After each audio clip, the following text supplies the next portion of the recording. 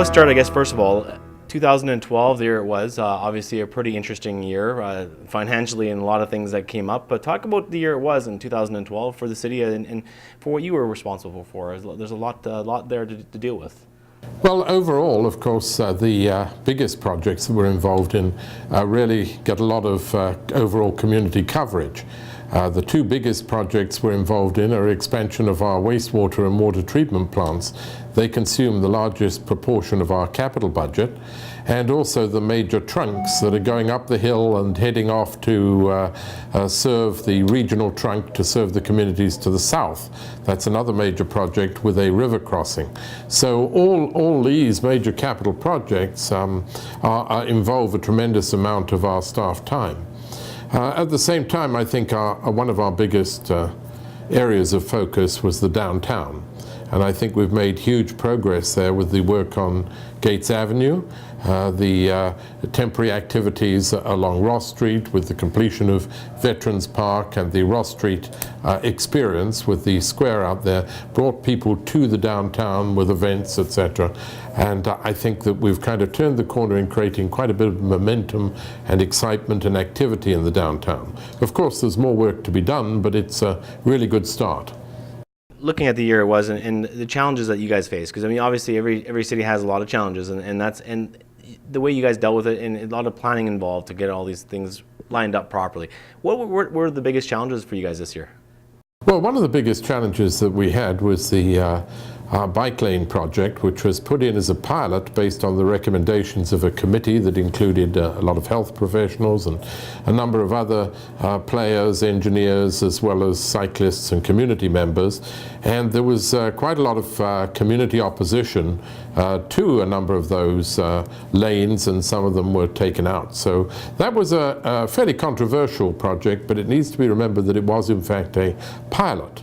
And we asked from the outset what people thought, and some of them were well received and some of them certainly weren't.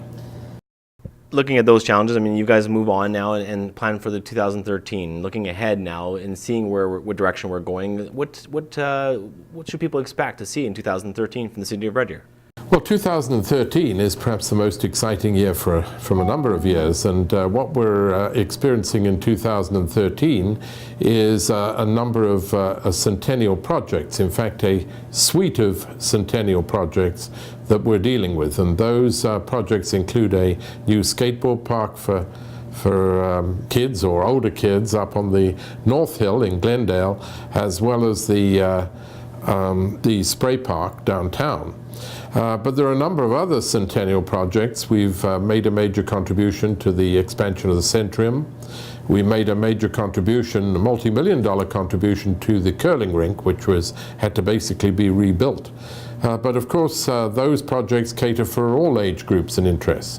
We also had the museum exhibit, which will open in Centennial Year, and a number of other projects that the Centennial Committee is looking at. So I think that instead of one big project, the city has looked at a number of smaller projects that kind of affect every interest group, from sports to culture to some of our larger facilities. And look, I guess the future with 2013, the challenges with financially, taxes going up. I mean, people don't realize how much money is involved to do these things, and obviously to do that, one way is to lift taxes up, raise taxes, or do different things where financially you'll see the benefits in the long run when you're a taxpayer. Talk about that. I mean, obviously what people can expect, that's financially. Well, basically we've moved our tax increases down from what they were a number of years ago. So since 2007, our annual tax increases in terms of percentage have gone down.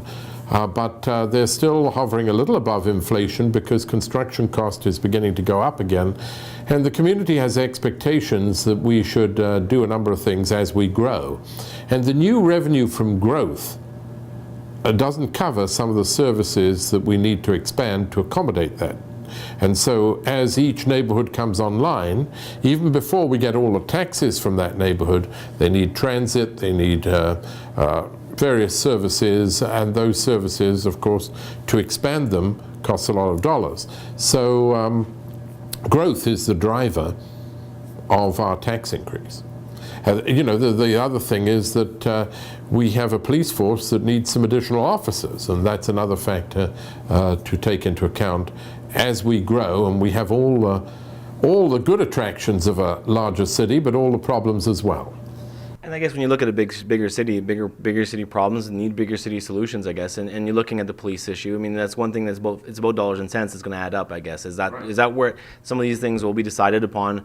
Can we afford them, or can we not? Or does it make just more of what values the taxpayers? It's a balancing act, and you know, for example, each new police officer, you're looking at about $130,000, and so that adds up. And undoubtedly, as we look at the 2013 budget, there will be new police added, and exactly how many will depend on the final budget.